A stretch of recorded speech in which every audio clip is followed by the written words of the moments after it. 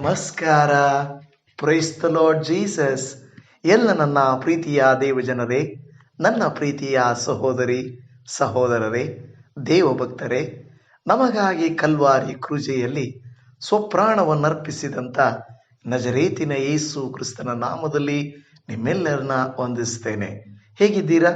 ಚೆನ್ನಾಗಿದ್ದೀರೆಂದು ನಂಬುತ್ತಾ ದೇವರ ವಾಕ್ಯಗಳನ್ನು ಕೇಳಲಿಕ್ಕೆ ಬಂದಿದ್ದೀರಾ? ದೇವಜನರೇ, ಯೇಸು ಕ್ರಿಸ್ತರ ಜೀವಿತದಲ್ಲಿ ಅತಿ ಪ್ರಾಮುಖ್ಯವಾದಂಥ ಘಟ್ಟ ಆತನ 3.5 ವರ್ಷಗಳ ಕಾಲ.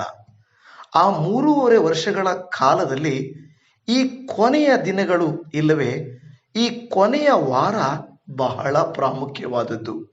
ಆ ಕೊನೆಯ ವಾರದಲ್ಲಿ ಈ ಕೊನೆಯ ದಿನ ಇನ್ನೂ ಪ್ರಾಮುಖ್ಯವಾದದ್ದು. ಆ ಕೊನೆಯ ದಿನದಲ್ಲಿ 6 ಗಂಟೆಗಳ ಕಾಲ ಇನ್ನೂ ಬಹಳ ಪ್ರಾಮುಖ್ಯವಾಗಿರುವುದು. ಬೆಳಿಗ್ಗೆ 9 ಗಂಟೆಯಿಂದ ಮಧ್ಯಾಹ್ನದ 3 ಗಂಟೆಯವರೆಗೂ ಆತನ ಜೀವಿತದಲ್ಲಿ ನಡೆದಂಥ ಘಟನೆಗಳು ಭೂಪರಲೋಕಗಳಿಗೆ ಸಂಬಂಧಪಟ್ಟವುಗಳು, ನಿಮಗೂ ನನಗೂ ಸಂಬಂಧಪಟ್ಟವುಗಳು. ಯೇಸು ಕ್ರಿಸ್ತನು ಈ 6 ಗಂಟೆಗಳ ಕಾಲ ಪಟ್ಟ ವೇದನೆ, ಆತನು ನೊಂದ ನೋವು, ಆತನು ಸಹಿಸಿದ ನೋವು, ಆತನು ಮಾತನಾಡಿದ ಪ್ರತಿ ಮಾತು ಬಹಳ ಆಳವಾಗಿರುವ ಅರ್ಥವನ್ನು ಒಳಗೊಂಡಿದೆ. ಮಾನವರ ಮೇಲೆ ಕವಿದ ಅಂಧಕಾರ ಶಕ್ತಿಗಳನ್ನು, ಮರಣದ ಮುಳ್ಳುಗಳನ್ನು ಆತನು ಜಯಿಸುವುದಕ್ಕಾಗಿ ಈ ಕೊನೆಯ 6 ಗಂಟೆಗಳ ಕಾಲ ಆತನು ಶ್ರಮಿಸಿದನು. ಅಷ್ಟೊಂದು ಯಾತನೆ ಪಟ್ಟಂತ ಕರ್ತನಿಗೆ ನೀವು ನಾನು ಈ ವಾಕ್ಯವನ್ನು ಧ್ಯಾನ ಮಾಡಲಿಕ್ಕೆ ಒಂದು ಅರ್ಧ ಗಂಟೆ ಟೈಮ್ ಕೊಡೋಕ್ಕಾಗಲ್ವಾ? ಖಂಡಿತ ನಿಮ್ಮಲ್ಲಿ ಎಲ್ಲರೂ ಈ ಪೂರ್ತಿ ವಿಡಿಯೋನ ನೋಡ್ತೀರಾ ಅಂತ ನಾನು ನಂಬ್ತಾ ಇದ್ದೇನೆ. ಬೇರೆಯವ್ರಿಗೆ ಇದನ್ನ ಶೇರ್ ಮಾಡಿ. ಯೇಸು ಕ್ರಿಸ್ತರು ಶಿಲುಬೆಯ ಮೇಲೆ ನುಡಿದಂಥ 7 ನುಡಿಗಳು, 7 ವಾಕ್ಯಗಳ ಕುರಿತಾಗಿ 7 ವರ್ಡ್ಸ್ ಆನ್ ದ ಕ್ರಾಸ್ ಅಲ್ಲ ನಾವು ಇದನ್ನ ಧ್ಯಾನ ಮಾಡಿಕೊಳ್ಳಲಿಕ್ಕೆ ಹೋಗುತ್ತಾ ಇದ್ದೇವೆ. ದೇವಜನವೇ, ಒಂದು ಮಾತು ಜ್ಞಾಪಕ ಇಟ್ಟುಕೊಳ್ಳಿ. ಯೇಸು ಕ್ರಿಸ್ತನು ಶಿಲುಬೆಯ ಮೇಲೆ ನುಡಿದಾಗ ಆತನು ಮಾನವನಾಗಿಯೂ ದೇವರಾಗಿಯೂ, ಅಂದರೆ ದೈವ ಮಾನವನಾಗಿ ಇದ್ದುವುದನ್ನ, ಆತನು ದೇವರು ಮಾನವನು ಆಗಿರುವುದನ್ನ ಗಮನಿಸುತ್ತೇವೆ. ಇನ್ನು ಕೆಲವು ಸಾರಿ ನನಗೆ ಮೊದಲು ಅನಿಸ್ತಾ ಇತ್ತು, ಈ ಶಿಲುಬೆಯ ಮೇಲೆ ನುಡಿದಂಥ ಮಾತುಗಳನ್ನ ಇಲ್ಲೊಂದು ಅಲ್ಲೊಂದು ಮತ್ತೊಂದು ಯಾಕೆ ತೆಗೆದುಕೊಳ್ಳುತ್ತಾರೆ ಇವರು ಅಂತ ನನಗೆ ಅನಿಸ್ತಾ ಇತ್ತು. ಆದರೆ ನಿಮಗೆ ಗೊತ್ತಿರಲಿ, 4 ಸುವಾರ್ತೆಗಳಲ್ಲಿ ಯೇಸು ಕ್ರಿಸ್ತನ ಶಿಲುಬೆಯ ಮರಣವು ಬರೆದಿದ್ದರೂ ಕೂಡ ಎಲ್ಲರೂ ಎಲ್ಲಾ ವಿಚಾರಗಳನ್ನ ಬರೆಯಲಿಲ್ಲ. ಆದುದರಿಂದ ದೈವಶಾಸ್ತ್ರಜ್ಞರು ಯಾವುದು ಮೊದಲು ಮಾತಾಡಿರಬಹುದು, ಯಾವುದು 2 ಮಾತಾಡಿರಬಹುದು ಎಂದು ಹೇಳಿ ಹೀಗೆ 1ರಿಂದ 7 ಮಾತುಗಳನ್ನ ಮಾತಾಡಿರುವುದು ಸತ್ಯ. ಆದರೆ ಒಂದರ ನಂತರ ಒಂದು ಕ್ರಮವನ್ನ ದೈವಶಾಸ್ತ್ರಜ್ಞರು ಏರ್ಪಡಿಸಿದ್ದಾರೆ. ನಿಮಗೆ ಅರ್ಥ ಆಯ್ತಲ್ವಾ? ಸೊ ಈ 7 ಮಾತುಗಳು ನೀವು ಅಂದುಕೊಳ್ತಾ ಇರ್ತೀರಾ, ಜೀವಿತದ ಕೊನೆಯಲ್ಲಿ ನುಡಿಯುವ ನುಡಿಗಳು ಅನುಭವದಿಂದಲೂ ಜವಾಬ್ದಾರಿಯಿಂದಲೂ ನುಡಿದ ಮಾತುಗಳಾಗಿರುತ್ತವೆ. ಏಸಪ್ಪ ಶಿಲುಬೆಯ ಮೇಲೆ ನುಡಿದಂಥ ಪ್ರತಿ ಮಾತಿಗೂ ವಿವರಿಸಲಾಗದ ಅರ್ಥ ಇದೆ. ಆದರೂ ಕೂಡ ಮಾನವರಾದಂಥ ನಾವು ಕೆಲವು ದೈವ ನುಡಿಗಳನ್ನ, ವಾಗ್ದಾನಗಳನ್ನ, ಪ್ರವಾದನೆಗಳನ್ನ ಯಾಕೆ ಈ ಮಾತನ್ನ ಸ್ವಾಮಿ ಹೇಳಿದರು ಎಂಬುದನ್ನ ಸ್ವಲ್ಪ ಸ್ವಲ್ಪವಾಗಿ 7 ಮಾತುಗಳನ್ನ ನಾವು ಧ್ಯಾನಿಸೋಣ. ನಿಮ್ಮಲ್ಲಿ ಅನೇಕರಿಗೆ ಈ 7 ಮಾತುಗಳು ಬಹಳ ಪ್ರಯೋಜನಕರವಾಗಿರುತ್ತವೆ. ಹಾಗಾದರೆ ಬನ್ನಿ, ಈ ದೇವರ ವಾಕ್ಯಗಳನ್ನ ಒಂದೊಂದಾಗಿ ನಾವು ಧ್ಯಾನ ಮಾಡಿಕೊಳ್ಳಲಿಕ್ಕೆ ಹೋಗೋಣ. ಶಿಲುಬೆಯ ಮೇಲೆ ಏಸಪ್ಪ ನುಡಿದ ಮೊದಲ ಮಾತು, ಇದು ಎಲ್ಲರಿಗೂ ಗೊತ್ತಿರುವಂತ ಮಾತು. ಅದು ಲೂಕನು ಬರೆದ ಸುವಾರ್ತೆ 23ನೇ ಅಧ್ಯಾಯ 34ನೇ ವಚನ. ಆಗ ಯೇಸು, ತಂದೆಯೇ, ಅವರಿಗೆ ಕ್ಷಮಿಸು, ತಾವು ಏನು ಮಾಡುತ್ತೇವೆಂಬುದನ್ನು ಅರಿಯರು ಅಂದನು. ಹಲ್ಲೆಲೂಯಾ. ನನ್ನ ಪ್ರಿಯ ದೇವಜನವೇ, ಯೇಸಪ್ಪ ತನ್ನ ಸೇವೆಯ ಎಲ್ಲಾ ದಿವಸಗಳಲ್ಲಿ ಆತನು ಪರರನ್ನ ಕ್ಷಮಿಸುವಂತ ಮನೋಭಾವವನ್ನ, ಕ್ಷಮಿಸುವ ಸೇವೆಯನ್ನ ಮಾಡಿದರು. ಯಾರ ಮೇಲೆಯೂ ದ್ವೇಷ, ಯಾರ ಮೇಲೆಯೂ ವಿನಾಕಾರಣ ಕೋಪ ಆತನು ಮಾಡಿಕೊಂಡವನು ಅಲ್ಲವೇ ಅಲ್ಲ. ಪರ್ವತ ಪ್ರಸಂಗದ ಮೇಲೆ ಅನೇಕ ಜನರ ಬಳಿಯಲ್ಲಿ ಆತನೊಂದು ಪ್ರಸಂಗವನ್ನ ಮಾಡಿದನು. ಅದೇನೆಂದರೆ, ನಿಮ್ಮ ಶತ್ರುಗಳನ್ನ ಪ್ರೀತಿಸಿರಿ, ನಿಮ್ಮ ವೈರಿಗಳಿಗಾಗಿ ಪ್ರಾರ್ಥಿಸಿರಿ ಎಂದು ಹೇಳಿದನು.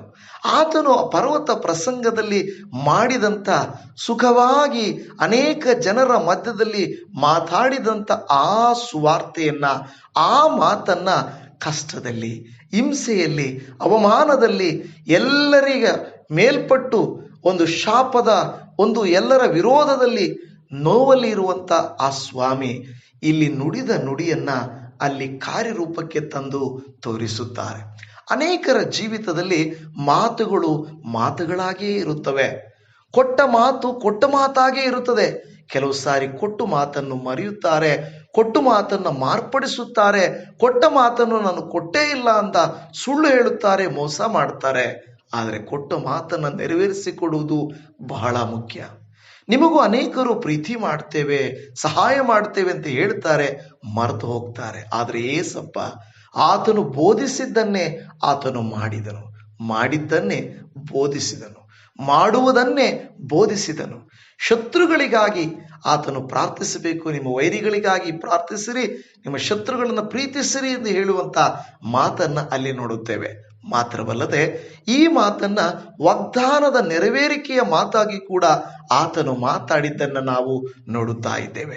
ಯೆಶಾಯನ ಪ್ರವಾದನೆಯ ಗ್ರಂಥದಲ್ಲಿ 53ನೇ ಅಧ್ಯಾಯದ 12ನೆಯ ವಾಕ್ಯವನ್ನ ನಾವು ಓದುವಾಗ, ತನ್ನ ಪ್ರಾಣವನ್ನ ಧಾರೆ ಎರೆದು ಮರಣ ಹೊಂದಿ ದ್ರೋಹಿಗಳೊಂದಿಗೆ ತನ್ನನ್ನೂ ಎಣಿಸಿಕೊಂಡು ಬಹುಜನ ದ್ರೋಹಿಗಳ ಪಾಪವನ್ನು ಹೊರುತ್ತಾ ಅವರಿಗಾಗಿ ವಿಜ್ಞಾಪನೆ ಮಾಡಿದನಲ್ಲ. ನೋಡಿದ್ರ ಎಂತ ವಾಕ್ಯ ಇದೆ ನೋಡಿ. ದೇವಜನ, ಒಂದು ಆತನು ಬರೀ ವಿಜ್ಞಾಪನೆ ಮಾಡುವುದಲ್ಲ ಸುಲಭ, ಪ್ರಾರ್ಥಿಸುವುದು ಸುಲಭ.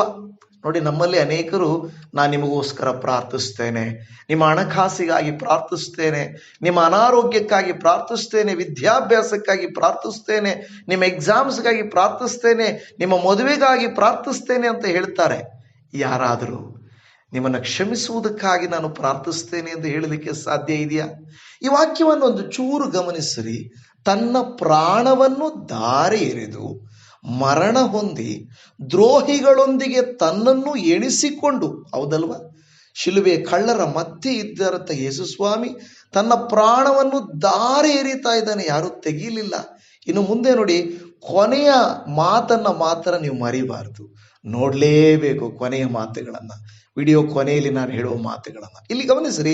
ತನ್ನ ಪ್ರಾಣವನ್ನ ಧಾರೆ ಎರೆದು, ಒಂದು ಮರಣ ಹೊಂದಿ ದ್ರೋಹಿಗಳೊಂದಿಗೆ ತನ್ನನ್ನು ಎಣಿಸಿಕೊಂಡು ಬಹುಜನ ದ್ರೋಹಿಗಳ ಪಾಪವನ್ನು ಹೊರುತ್ತಾ ಅವರಿಗಾಗಿ ವಿಜ್ಞಾಪನೆ ಮಾಡಿದನಲ್ವಾ. ಇಷ್ಟೊಂದು ಮಾಡುವುದು ಮಾತ್ರವಲ್ಲ, ಮಾಡುತ್ತಾ ಅವರಿಗಾಗಿ ವಿಜ್ಞಾಪನೆ ಮಾಡಿದನಲ್ಲ ಎಂದು ಹೇಳುತ್ತಾ ಇದೆ. ಏಸಪ್ಪ ತಾನು ಸೇವೆ ಮಾಡುವಾಗ ಅನೇಕರಿಗೆ ಹೇಳಿದರು, ಮಗಳೇ, ನಿನ್ನ ಪಾಪಗಳು ಕ್ಷಮಿಸಲ್ಪಟ್ಟಿವೆ, ಮಗನೇ, ನಿನ್ನ ಪಾಪಗಳು ಕ್ಷಮಿಸಲ್ಪಟ್ಟಿವೆ. ಆತನು ಕ್ಷಮಿಸುವುದರಲ್ಲಿ ಮುಂದಿರುವಂತ ವ್ಯಕ್ತಿ. ಯಾವಾಗಲೂ ಆತನು ಕ್ಷಮಿಸುವಂತ ಆತನು ದೇವರಾಗಿದ್ದಾನೆ ಎಂಬುದನ್ನು ನಾವು ನೋಡುತ್ತೇವೆ. ನಾವಾದರೆ ಏನು ಮಾಡುತ್ತೇವೆ? ಅವರು ನನಗೆ ಮೋಸ ಮಾಡಿದ್ದಾರೆ, ಕೆಟ್ಟದು ಮಾಡಿದ್ದಾರೆ, ನನ್ನನ್ನು ಅವರು ಹಿಂಗ್ ಮಾಡಿದ್ದಾರೆ, ಅವರಿಗೆ ಶಿಕ್ಷೆ ಆಗಬೇಕು, ನನಗೆ ನ್ಯಾಯ ಬರಬೇಕು ಅಂತ ನಾವು ಮಾತಾಡ್ತೇವೆ. ಆದರೆ ಏಸಪ್ಪ ಕ್ಷಮಿಸಿದರು. ಯಾರನ್ನ? ತನ್ನನ್ನು ಉಗಿದವರನ್ನ, ಒಡೆದವರನ್ನ, ಹಿಂಸಿಸಿದವರನ್ನ, ಸದ್ದುಕಾಯರು, ಪರಿಸಾಯರು, ಶಾಸ್ತ್ರಿಗಳು, ಅಲ್ಲಿರುವ ಜನರು, ಸೈನಿಕರು, ಪಿಲಾತನು, ಎಲ್ಲರನ್ನ ಮನಸ್ಸಿಗೆ ತೆಗೆದುಕೊಂಡು ಆತನು ಹೇಳ್ತಾ ಇದ್ದಾನೆ, ಅವನ್ನೆಲ್ಲರನ್ನ ನಾನೇನ್ ಮಾಡ್ತಾ ಇದ್ದೇನೆ? ಕ್ಷಮಿಸುತ್ತಾ ಇದ್ದಾನೆ ಎಂಬುದಾಗಿ. ಇಲ್ಲಿ ಒಂದು ವಾಕ್ಯವನ್ನು ಕೂಡ ನೀವು ಗಮನಿಸಿರಿ. ಅವರ ಅಜ್ಞಾನವನ್ನು ತಿಳಿದು ಯೇಸು ಸ್ವಾಮಿ ಪ್ರಾರ್ಥಿಸ್ತಾ ಇದ್ದಾರೆ. ಏನಂತ ಹೇಳಿದರೆ, ತಾವು ಏನು ಮಾಡುತ್ತೇವೆಂಬುದು ಅವರು ಅರಿಯರು. ಮನುಷ್ಯರ ಅಜ್ಞಾನದ ಕುರಿತಾಗಿ, ಅಪ್ಪ ತಂದೆಯೇ, ಅವರಿಗೆ ಇದು ಏನು ಅಂತ ಗೊತ್ತಿದ್ದಿದ್ರೆ ಈ ಕೆಲಸ ಅವ್ರು ಮಾಡ್ತಾ ಇರಲಿಲ್ಲ. ಅವರಿಗೆ ಗೊತ್ತಿಲ್ಲ. ನೀವು ನಾನು ಅನೇಕ ಸಾರಿ ಹೀಗೆ ಗೊತ್ತಿಲ್ಲದೆ ಅಜ್ಞಾನದಿಂದ ಮಾಡುತ್ತೇವಲ್ಲವಾ, ಅದಕ್ಕಾಗಿ ಸ್ವಾಮಿ ಪ್ರಾರ್ಥಿಸ್ತಾ ಇದ್ದಾರೆ, ಇವರ ಅಜ್ಞಾನವನ್ನ ಕ್ಷಮಿಸು. ಯೇಸು ಸ್ವಾಮಿ ಕ್ಷಮಾಪಣೆಯ ಸಂದೇಶವನ್ನು ಕೊಟ್ಟಿದ್ದಾನೆ. ಇದೇ ಕ್ರೈಸ್ತತ್ವದ ತಿರುಳು, ಇದೇ ಕ್ರೈಸ್ತತ್ವದ ಮಧ್ಯದ ಭಾಗ. ಕ್ರೈಸ್ತತ್ವ ಅಂದ್ರೆ ಇದೇ, ಮೊದಲು ಕ್ಷಮಿಸುವುದ. ಎಷ್ಟೋ ಜನರು ಮಿಷನರಿಗಳು ಒರಿಸ್ಸಾದಲ್ಲಿ ನಡೆದಂಥ ಘಟನೆ ನಿಮಗೆ ಗೊತ್ತು. ಜೀವಂತವಾಗಿ ಜೀವಂತವಾಗಿ ಕೊಂದಂಥ ಗಂಡ ಇಬ್ಬರು ಮಕ್ಕಳನ್ನ ಗ್ರಾಮ್ಸ್ಟೈನ್ ಅವರನ್ನ, ಅವರ ಹೆಂಡತಿ ಮಗಳು, ನಾನು ಅವರನ್ನ ಕ್ಷಮಿಸುತ್ತೇನೆ ಎಂದು ಹೇಳಿದರು. ಮೊನ್ನೆ ನಾವು ನೋಡುವಾಗ ಏನು ಹೇಳ್ತಾರೆ, ಆಂಧ್ರದಲ್ಲಿ ಒಬ್ಬ ಮರಣಿಸಿದಂಥ ಒಂದು ಪಾಸ್ಟರ್ನ ಹೆಂಡತಿ, ಅವ್ರು ಯಾರಾದರೂ ಏನಾದರೂ ಮಾಡಿರಲಿ, ದ್ವೇಷ ಮಾಡಕ್ಕೆ ಹೋಗ್ಬೇಡ್ರಿ, ಹಿಂಸೆ ಬೇಡ, ಕ್ಷಮಿಸಿದ್ದೀನಿ ಅಂತ ಹೇಳ್ತಾರೆ. ಮೊನ್ನೆ ಇನ್ನೊಂದು ಪಾಸ್ಟ್ರು ಆತನಿಗೆ ಏನು ಸಗಣಿ ತಿನ್ನಿಸಿದಾಗಲೂ ಪಾಸ್ಟ್ರು ನಾನು ಅವನ್ನ ಕ್ಷಮಿಸಿದ್ದೀನಿ ಎಂದು ಹೇಳ್ತಾರೆ. ಪಾಸ್ಟ್ರುಗಳಿಗಿರುವ ನಿಜವಾಗ ಭಕ್ತರಿಗಿರುವಂಥ ಆ ಪ್ರೀತಿ ಅದು ಬಹಳ ಶ್ರೇಷ್ಠವಾದದ್ದು. ಅಲ್ಲಿ ಎಲ್ಲಿಂದ ಬಂತು? ಅದು ಅವರ ಯಜಮಾನನಿಂದ, ದೇವರಿಂದ, ಕರ್ತನಿಂದ, ಯೇಸುವಿನಿಂದ ಬಂತು. ತಂದೆಯಂತೆ ಮಕ್ಕಳು, ಗುರುವಿನಂತೆ ಶಿಷ್ಯರು, ನಮ್ಮ ಸ್ವಾಮಿಯಂತೆ ನಾವು. ನಿಮ್ಮ ಮನೆಯವರನ್ನ ಕ್ಷಮಿಸ್ತೀರಾ? ನಿಮ್ಮನ್ನು ಬೈದವರನ್ನ ಕ್ಷಮಿಸ್ತೀರಾ? ವಿರೋಧಿಸಿದವರನ್ನ ಕ್ಷಮಿಸ್ತೀರಾ? ನೀವು ಕ್ಷಮಿಸಬೇಕು, ಆಗ ದೇವರು ಸಂತೋಷಿಸುತ್ತಾನೆ. ಕರ್ತನಿಗೆ ಸ್ತೋತ್ರ. ಎರಡನೆಯ ಮಾತಿಗೆ ನಾವು ಹೋಗೋಣ. ದ ಸೆಕೆಂಡ್ ವರ್ಡ್, ಲೂಕನು ಬರೆದ ಸುವಾರ್ತೆ 23ನೇ ಅಧ್ಯಾಯ 43ನೇ ವಚನದಲ್ಲಿ, ಅದಕ್ಕೆ ಯೇಸು, ಇವತ್ತೇ ನನ್ನ ಸಂಗಡ ಪರದೈಸಿಯಲ್ಲಿರುವಿ ಎಂದು ನಿನಗೆ ಸತ್ಯವಾಗಿ ಹೇಳುತ್ತೇನೆ ಎಂದು ಉತ್ತರ ಕೊಟ್ಟನು. ಹಾಲೆಲೂಯ. ನಾನೀಗಾಗಲೇ ಹೇಳಿದ ಹಾಗೆ ನಾವು ಮೊದಲು ಅಲ್ಲಿ ವಾಕ್ಯ ಇಲ್ಲಿ ವಾಕ್ಯ ಓದ್ತೇವೆ, ಬಟ್ ಅದನ್ನು ಕ್ರಮವಾಗಿ ನಾವು ಓದುತ್ತಾ ಇದ್ದೇವೆ. ಇಲ್ಲಿ ಈ ಮಾತನ್ನ ಯಾರಿಗೆ ಹೇಳಿದರು? ಯೇಸು ಸ್ವಾಮಿ ಶಿಲುಬೆಯ ಮೇಲಿರುವಂತ ಕಳ್ಳನಿಗೆ. ಕೆಲವರು ಹೇಳ್ತಾರೆ ಬಲಗಡೆ ಇರುವಂತ ಕಳ್ಳನಿಗೆ ಎಂದು ಹೇಳುತ್ತಾರೆ. ಈ ಕಳ್ಳರನ್ನ ಯೇಸು ಸ್ವಾಮಿ ಅರ್ಥ ಮಾಡಿಕೊಂಡ್ರು. ಅದಕ್ಕಿಂತ ಹೆಚ್ಚಾಗಿ ಇಬ್ಬರು ಕಳ್ಳರು ಪ್ರಾರಂಭದಲ್ಲಿ ಯೇಸುವನ್ನ ತೆಗಳಿದರು. ಆದರೆ ಯೇಸುವಿನ ಮೊದಲನೆಯ ನುಡಿ ಈ ಒಂದು ಕಳ್ಳನ ಹೃದಯವನ್ನ ಕರಗಿಸಿರಬಹುದು. ಈ ಮಹಾನುಭಾವ ನಮ್ಮಂತೆ ತಪ್ಪಿದಸ್ತನಲ್ಲ.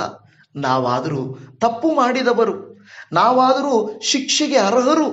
ಆದರೆ ಈತನಲ್ಲಿರುವ ದೀನಭಾವ ನೋಡು, ಈತನಲ್ಲಿರುವ ಕ್ಷಮಿಸುವ ಗುಣ ನೋಡು. ಅಪ್ಪ, ಈತನಲ್ಲಿ ಈ ತಾಳ್ಮೆ ಎಲ್ಲಿದ್ದ ಬಂತು? ಈ ಕಳ್ಳನು ಕರ್ತನನ್ನ ಅರ್ಥ ಮಾಡಿಕೊಂಡನು. ಮಾತ್ರವಲ್ಲದೆ ಯೇಸು ಸ್ವಾಮಿ ವಿರೋಧವಾಗಿ ಮಾತನಾಡುತ್ತಿರುವಂತ ಎಡಗಡೆ ಕಳ್ಳನನ್ನ ಗದರಿಸ್ತಾನೆ. ಸುಮ್ಮನಿರು ನೀನು. ಆ ವಾಕ್ಯವನ್ನು ನಿಮಗೆ ಓದಿ ತೋರಿಸುತ್ತೇನೆ. ಲೂಕನು ಬರೆದ ಸುವಾರ್ತೆ 23ನೇ ಅಧ್ಯಾಯ ಅದರ 40ರಿಂದ 42. ಎರಡನೆಯವನು ಅವನನ್ನು ಗದರಿಸಿ, ನೀನು ಇದೇ ದಂಡನೆಯಲ್ಲಿರುವಾಗಲೂ ಅವರಿಗೆ, ಅಂದರೆ ದೇವರಿಗೆ ಹೆದರುವುದಿಲ್ಲವೋ?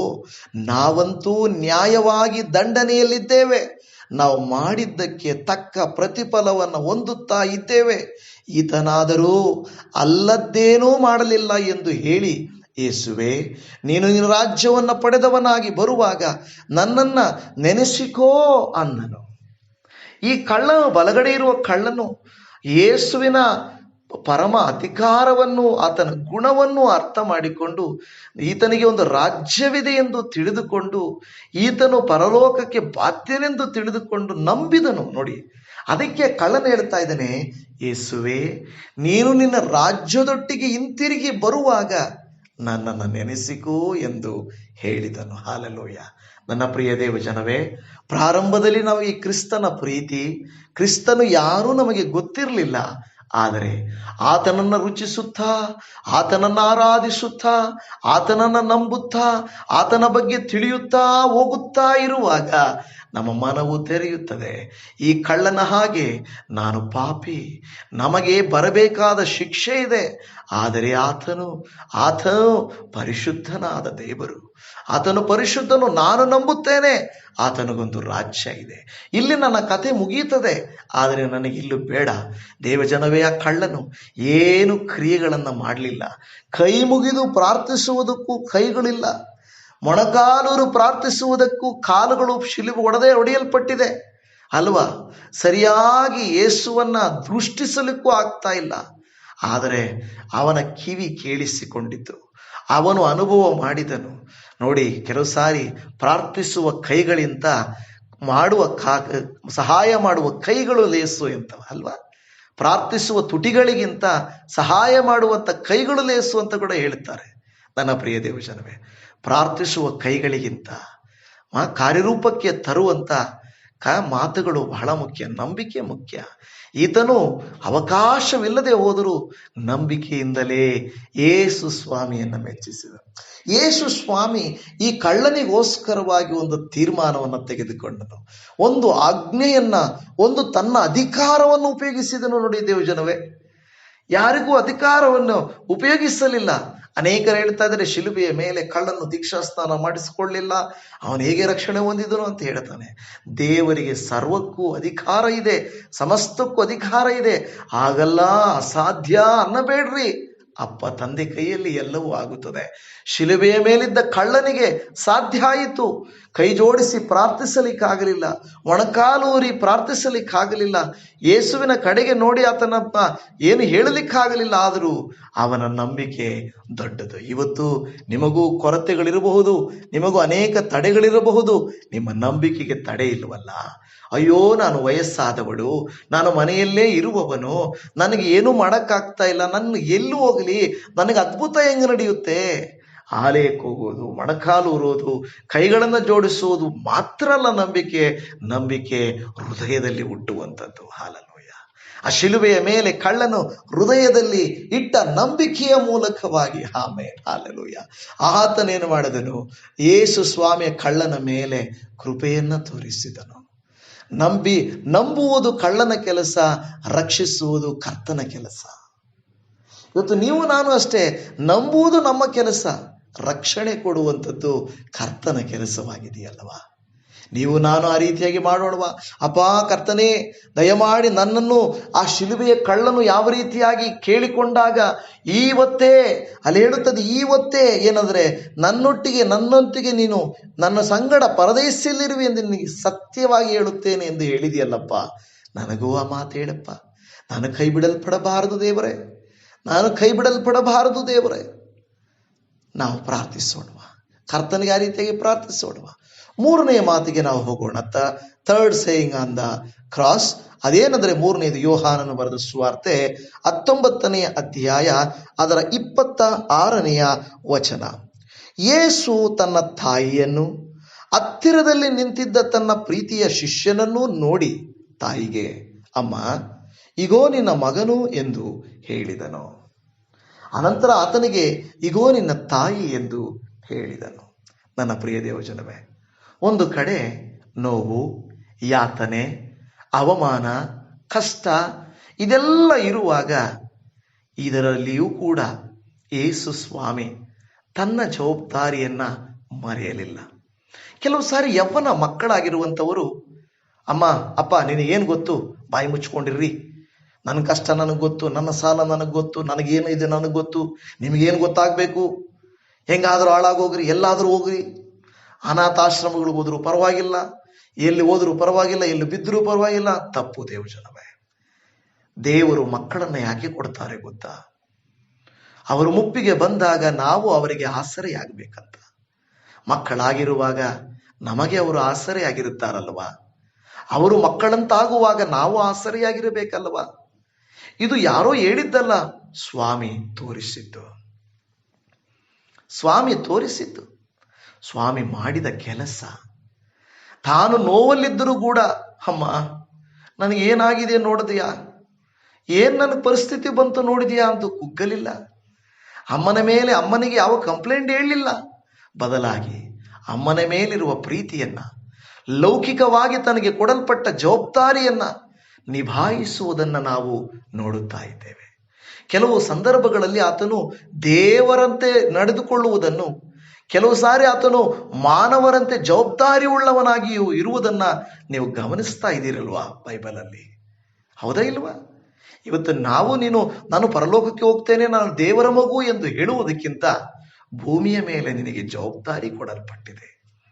ದೇವರ ವಾಕ್ಯ ಯಾವಾಗಲೂ ಹೇಳುವುದೇನು ಗೊತ್ತಾ? ನೀನು ಎಷ್ಟರ ಮಟ್ಟಿಗೆ ನೀನು ಪರಲೋಕದ ತಂದೆಯನ್ನ ನೀನು ನೋಡುತ್ತೀಯೋ, ಏನಂತ ಹೇಳುತ್ತದೆ?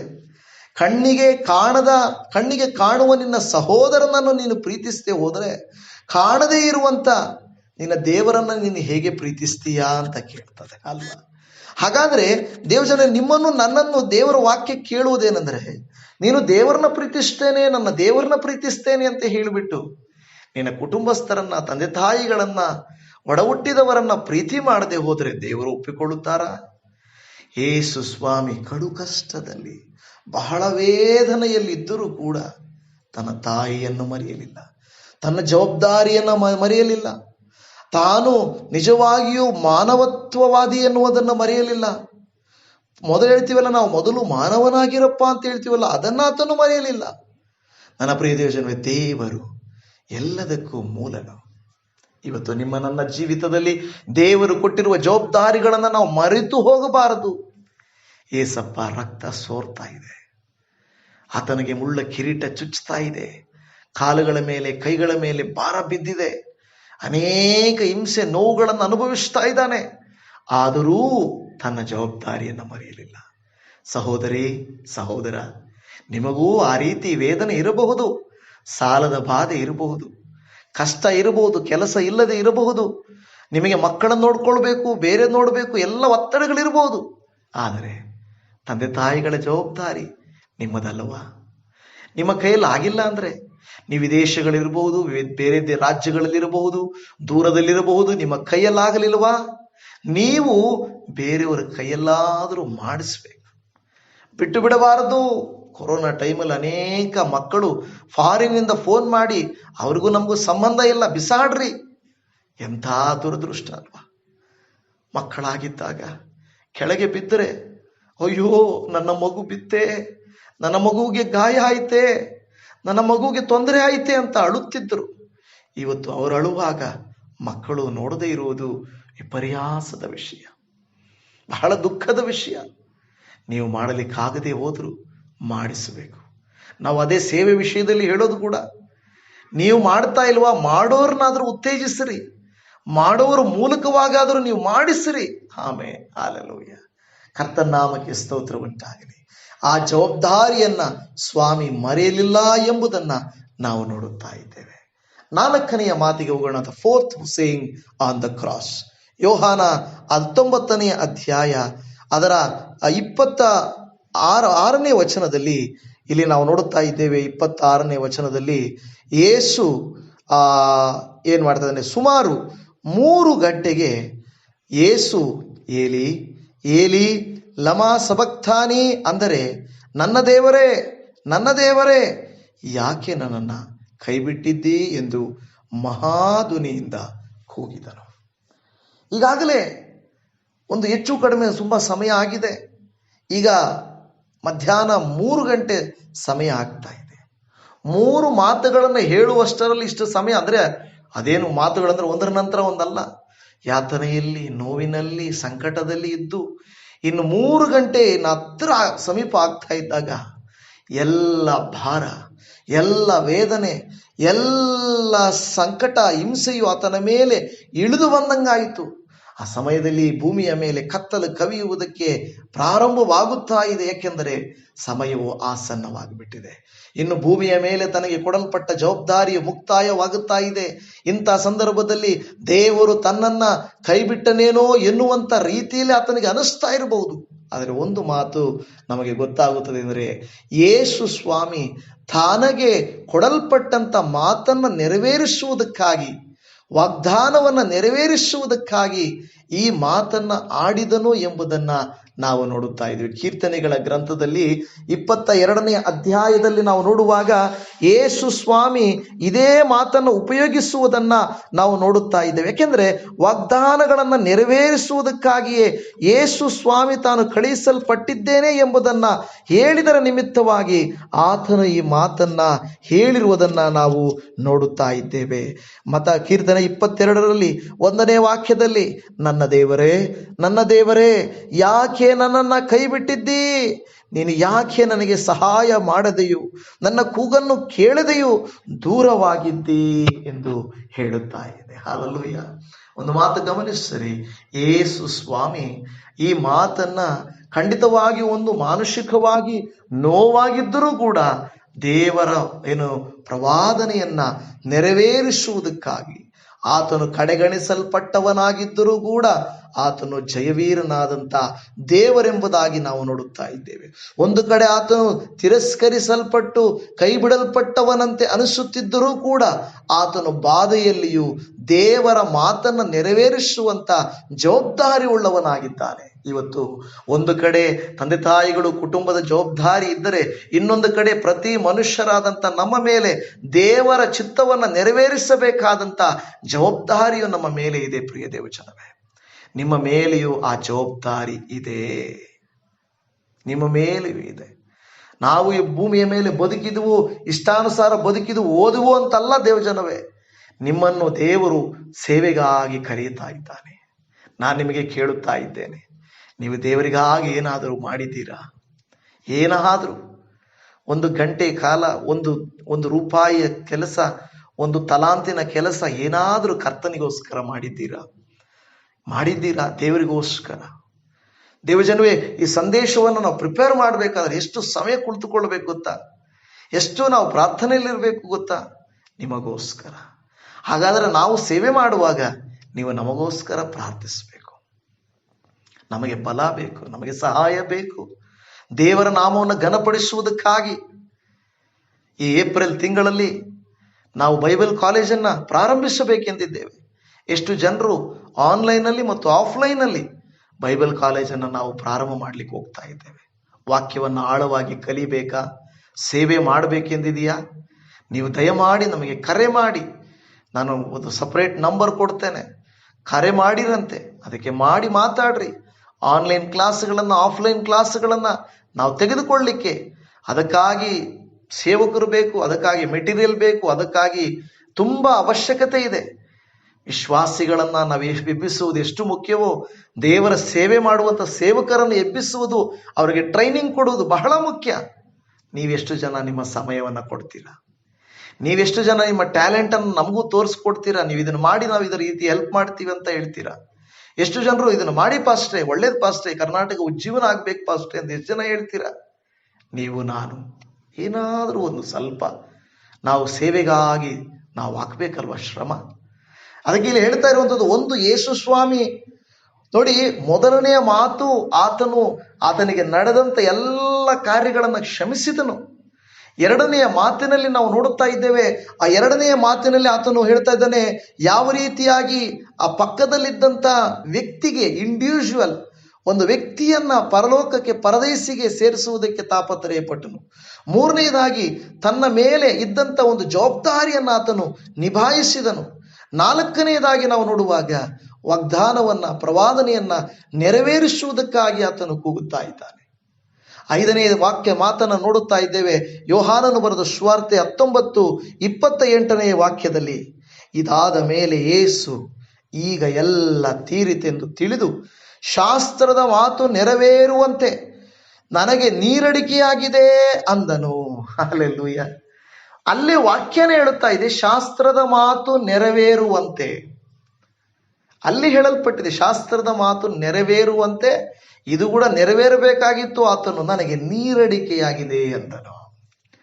ಯೇಸು ಸ್ವಾಮಿ ನೀರುಗಳ ಮೇಲೆ ನಡೆದವನು, ಕಾನಾವೂರಿನ ನೀರನ್ನು ದ್ರಾಕ್ಷಾರಸವಾಗಿ ಮಾಡಿದವನು, ಸಮಾರಿಯ ಸ್ತ್ರೀ ಬಳಿಯಲ್ಲಿ ನಾನು ಕೊಡುವ ನೀರನ್ನು ಕುಡಿದವನಿಗೆ ಎಂದಿಗೂ ದಾಹವಾಗುವುದಿಲ್ಲ ಎಂದವನು ಅಲ್ವಾ. ಗಾಳಿ ಸಮುದ್ರಗಳನ್ನ ಮಾತಿನಿಂದ ಶಾಂತಗೊಳಿಸಿದಂತ ದೇವರು, ಸಮಾರ್ಯ ಸ್ತ್ರೀ ಹತ್ರ ಈ ರೀತಿ ಹೇಳಿದ ದೇವರು ಈಗ ಹೇಳ್ತಾ ಇದ್ದಾನೆ, ನನಗೆ ನೀರಡಿಕೆಯಾಗಿದೆ. ಕೆಲವರು ಅರ್ಥ ಮಾಡ್ಕೊಳ್ಳೋದ್ರೆ ಹೇಳ್ಬೋದು, ಇದೆಲ್ಲ ನೋಡಿ, ಸಮಾರ್ಯ ಸ್ತ್ರೀಗೆ ಹೇಳಿದ್ರೆ ನಾನು ಕೊಡೋ ನೀರು ಕುಡಿಯೋದಕ್ಕೆ ದಾಹ ಆಗಲ್ಲ ಅಂತ ಹೇಳಿದವರು ಈಗ ಅವರೇ ನನಗೆ ದಾಹ ಆಗಿದೆ ಅಂತಾರೆ. ಇದು ಎಂತ ಮಾತಪ್ಪ ಅನ್ಬಹುದು. ಆದರೆ ಶಾಸ್ತ್ರದ ಮಾತು ನೆರವೇರುವಂತೆ ಸಮಸ್ತದ ಮೇಲೆ ಆತನಿಗೆ ಅಧಿಕಾರವಿದ್ದರು, ಆತನ ಮಾತು ಕೇಳಿದರು, ಆತನಿಗೊಂದು ಜವಾಬ್ದಾರಿ ಕೊಡಲ್ಪಟ್ಟಿದೆ. ದೇವ ಮಕ್ಕಳೇ, ನೀರುಗಳ ಮೇಲೆ ನಡೆದವನು, ನೀರುಗಳನ್ನು ಶಾಂತಗೊಳಿಸಿದವನು, ಜೀವ ಜಲವಾಗಿರುವಂಥವರು ಆತನು ಹೇಳ್ತಾ ಇದ್ದಾನೆ, ನನಗೆ ನೀರಡಿಕೆಯಾಗಿದೆ ಎಂದು. ಶಾಸ್ತ್ರದ ಮಾತು ನೆರವೇರುವಂತೆ. ಇದೊಂದು ಶಾರೀರಿಕವಾಗಿರುವಂತ ದಾಹ. ಇದು ಒಂದು ಪ್ರವಾದನೆಯ ನೆರವೇರಿಕೆ. ಕೀರ್ತನೆಯಲ್ಲಿದೆ ವಾಕ್ಯ, ಕೀರ್ತನೆಗಳ ಗ್ರಂಥ 69ನೇ ಅಧ್ಯಾಯದ 21ನೇ ವಾಕ್ಯದಲ್ಲಿ, ನನಗೆ ಉಣ್ಣುವುದಕ್ಕೆ ಕಹಿಯಾದ ವಸ್ತುವನ್ನು, ಬಾಯಾರಿದಾಗ ಉಳಿತ ದ್ರಾಕ್ಷಾರಸವನ್ನು ಕೊಟ್ಟರು. ನೋಡಿ, ಈಗ ಯೇಸು ಸ್ವಾಮಿಗೆ ಉಳಿತ ದ್ರಾಕ್ಷಾರಸವನ್ನ ಕೊಡಬೇಕಾದರೆ ಆತನ ಹೇಳ್ಬೇಕು, ನನಗೆ ದಾಹ ಆಗಿದೆ. ನೋಡಿ, ಆಶ್ಚರ್ಯ ಏನಂದ್ರೆ ಆತನ ದಾಹ ಆಗಿದೆ ಅಂದ್ರೆ ನೀರು ಕೊಡಬೇಕಾಗಿತ್ತು ತಾನೇ, ಹೌದಲ್ವಾ? ಆದ್ರೆ ಅವರೇನು ಮಾಡಿದ್ರು, ಅಲ್ಲೇ ಇದ್ದಂತ ಸ್ಪಂಜನ್ನ ತೆಗೆದುಕೊಂಡು ಹುಲಿರಸವನ್ನು ಕಲಿಸಿಕೊಟ್ರು. ನೋಡಿ, ದೇವರ ವಾಗ್ದಾನ ಹೆಂಗೆ ಪ್ಲಾನ್ ನೋಡಿದ್ರ. ಅವ್ನು ನೀರು ಕೇಳಿದ್ರೆ ನೀರು ಕೊಡ್ರಿ ಅನ್ಬೋದಾಗಿತ್ತು. ನೀರ್ ಯಾಕೆ, ಹುಳಿ ರಸ ಕೊಡ್ರಿ ಅಂತ ಹೇಳಿದ್ರು. ಅಲ್ಲಿಗೆ ವಾಕ್ಯವೂ ನೆರವೇರಿತು. ಆತನು ಅದನ್ನು ಕುಡಿಲಿಲ್ಲ, ಬದಲಾಗಿ ಆತನ್ನು ನೋಡುತ್ತೇವೆ. ದೇವಜನವೇ, ಅಷ್ಟು ಮಾತ್ರವಲ್ಲದೆ ಪ್ರಕಟಣೆಯ ಗ್ರಂಥ 7ನೇ ಅಧ್ಯಾಯ ಅದರ 17ನೇ ವಾಕ್ಯದಲ್ಲಿ, ಸಿಂಹಾಸನದ ಮಧ್ಯದಲ್ಲಿರುವ ಯಜ್ಞದ ಕುರಿಯಾದ ಆತನು ಅವರಿಗೆ ಕುರುಬನಂತಿದ್ದು ಜೀವ ಜಲದ ಒರತೆಗಳ ಬಳಿಗೆ ನಡೆಸುತ್ತಾನೆ. ಆತನು ಜೀವ ಜಲದ ಒರತೆಗಳ ಬಳಿಗೆ ನಡೆಸುವಂತ ದೇವರು. ಪ್ರಕಟಣೆಯ ಗ್ರಂಥದಲ್ಲಿ ನಾವು 21:16 ಆಗ ಸಿಂಹಾಸನದ ಮೇಲೆ ಕೂತಿದ್ದವನು, ಎಲ್ಲ ನೆರವೇರಿತು, ನಾನೇ ಆದಿಯೂ ಅಂತ್ಯವೂ ಆರಂಭವೂ ಸಮಾಪ್ತಿಯೂ, ದಾಹವುಳ್ಳವನಿಗೆ ಜೀವ ಜಲದ ಬುಗ್ಗೆಯಲ್ಲಿ ಕ್ರಯವಿಲ್ಲದೆ ಕುಡಿಯುವುದಕ್ಕೆ ಕೊಡುವೆನು. ಕ್ರಯವಿಲ್ಲದೆ ಕುಡಿಯುವುದಕ್ಕೆ ಕೊಡುವೆನು ಅಂತ ಹೇಳ್ತಾ ಇದ್ದಾನೆ. ಆದರೆ ಶಿಲುಬೆಯ ಮೇಲೆ ನಿಜವಾಗಿಯೂ ಆತನಿಗೆ ಒಂದು ವೇಳೆ ಶಾರೀರಿಕವಾಗಿ ದಾಹವಾಗಿದ್ದರೂ ಶಾಸ್ತ್ರದ ಮಾತು ನೆರವೇರುವಂತೆ ಇದನ್ನು ಮಾಡಿದರು. ಇವತ್ತು ನನ್ನ ಪ್ರಿಯ ದೇವಜನವೇ, ನೀವು ನಾನು ಒಂದು ಮಾತನಾಡಿದರೆ ಕರ್ತನ ನಾಮಕ್ಕೆ ಮಹಿಮೆ ಆಗುವಂತಿರಬೇಕು. ಒಂದು ಕೆಲಸ ಮಾಡಿದರೆ ದೇವರ ನಾಮ ಮಹಿಮೆ ಆಗಬೇಕು.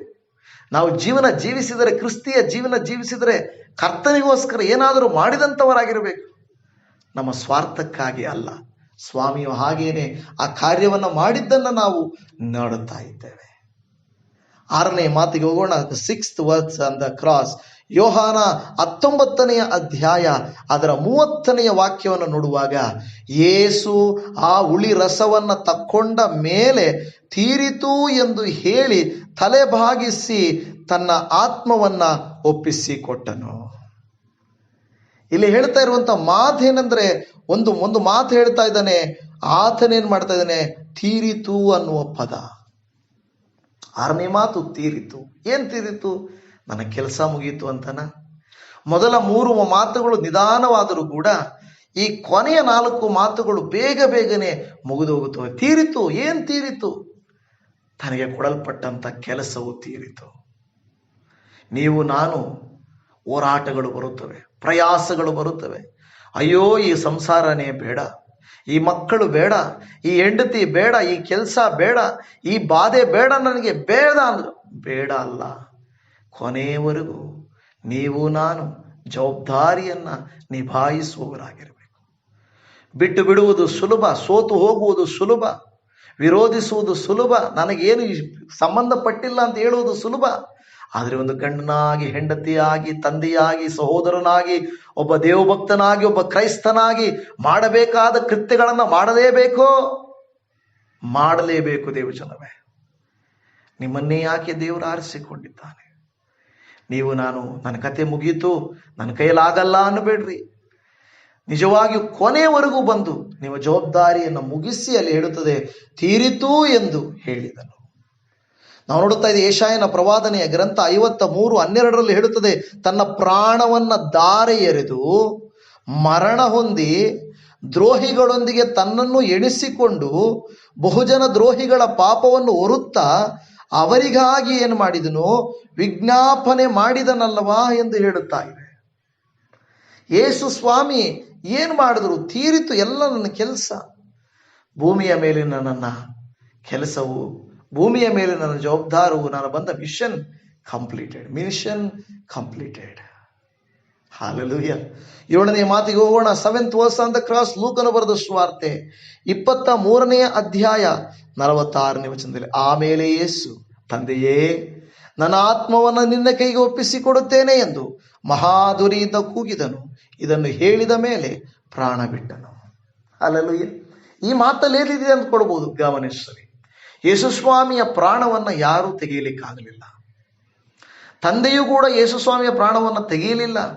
ಮೊದಲೇ ಯೇಸುಸ್ವಾಮಿ ಹೇಳಿದ್ದು, ನನ್ನ ಪ್ರಾಣವನ್ನ ಯಾರೂ ನನ್ನಿಂದ ತೆಗೆಯಲಾರದು. ಹೌದಾ ಇಲ್ವಾ?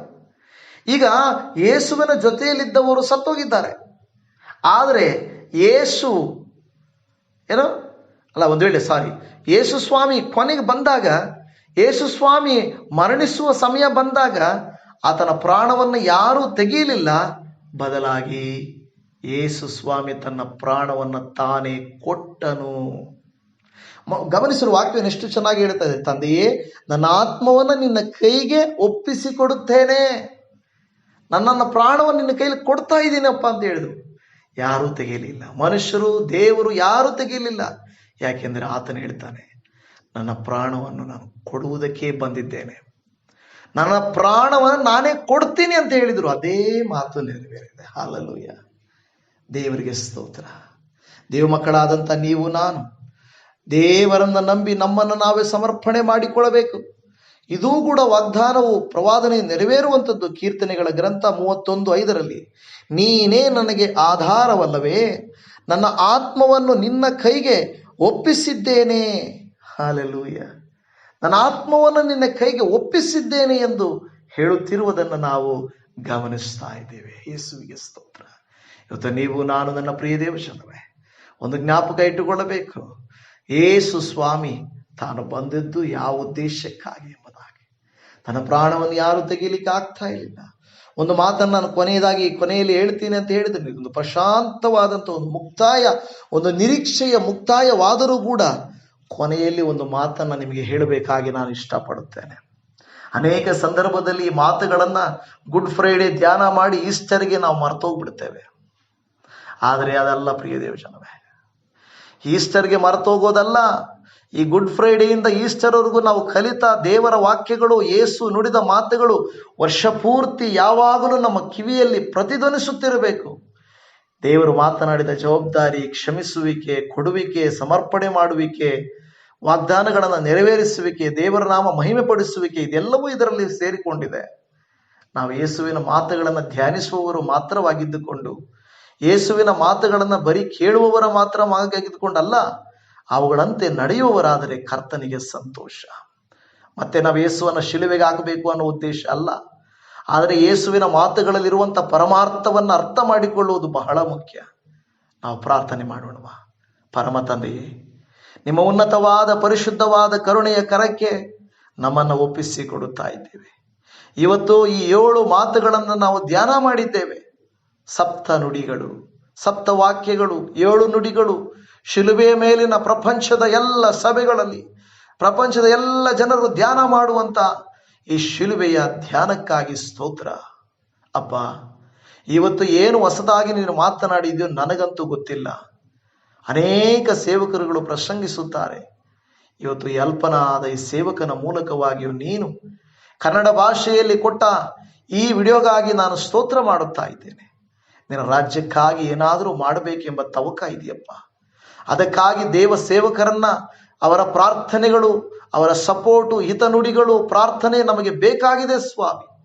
ಆಗ ಕರ್ನಾಟಕ ರಾಜ್ಯದಲ್ಲಿ ಉಜ್ಜೀವನವನ್ನು ತರಲಿಕ್ಕೆ ಒಂದು ಸಣ್ಣ ಪ್ರಯತ್ನ ನಾವು ಕೂಡ ಮಾಡಬೇಕಾಗಿದೆ.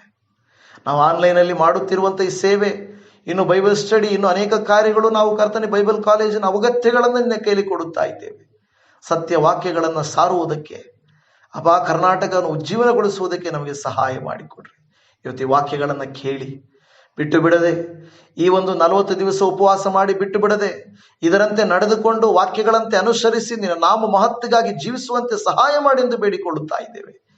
ನಮ್ಮ ಮೊರೆಯನ್ನು ಆಲಿಸಿದ್ದಕ್ಕಾಗಿ ನಿನಗೆ ಕೋಟ್ಯಾನುಕೋಟಿ ವಂದನೆಗಳಪ್ಪ. ಯಾಕೆಂದರೆ ನೀವು ನಮ್ಮ ಸ್ತುತಿಗೆ ಯೋಗ್ಯರು. ನಮಗಾಗಿ ಕಲ್ವಾರಿ ಕ್ರೂಜೆಯ ಎಲ್ಲ ನೋವನ್ನು, ಯಾತನೆಯನ್ನು ಅನುಭವಿಸಿದವರು. ನಮ್ಮನ್ನು ಬಿಡಿಸುವುದಕ್ಕಾಗಿ ಬಲಿಯಾದರೆ ನಿನಗೆ ಸ್ತೋತ್ರವಯ್ಯ. ನಮ್ಮ ಜಾಗದಲ್ಲಿ ನೀನು ದೇವರೇ ಶಿಲುಬೆಗೆ ಹಾಕಿಸಿಕೊಂಡಿದ್ದಕ್ಕಾಗಿ ಸ್ತೋತ್ರ.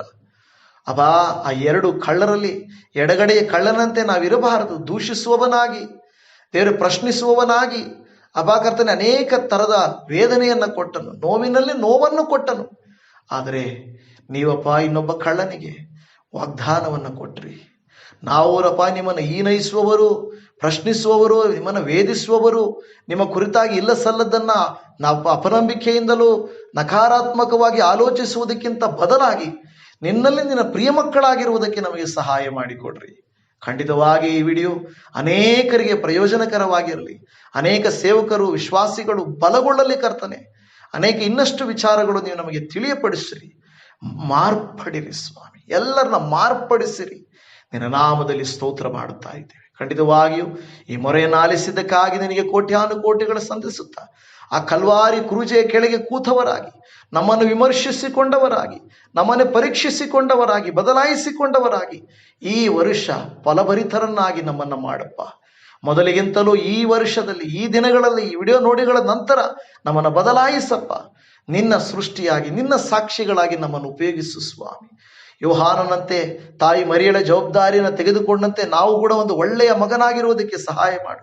ಆ ಬಲಗಡೆಯ ಕಳ್ಳನಂತಿರುವುದಕ್ಕೆ ಸಹಾಯ ಮಾಡಿಕೊಡು. ಆ ಸೈನಿಕರಲ್ಲಿ ಸೇನಾಧಿಪತಿಯು ನಿನ್ನ ಕಡೆಗೆ ತಿರುಗಿಕೊಂಡಂತೆ ನಮ್ಮನ್ನು ಮಾಡು ಸ್ವಾಮಿ ದೇವರೇ. ಅನೇಕರನ್ನ ನೀನು ಕರುಣಿಸಿ ಕ್ಷಮಿಸಿದ ಹಾಗೆ ನಮ್ಮನ್ನು ಕೂಡ ಕ್ಷಮಿಸಪ್ಪ.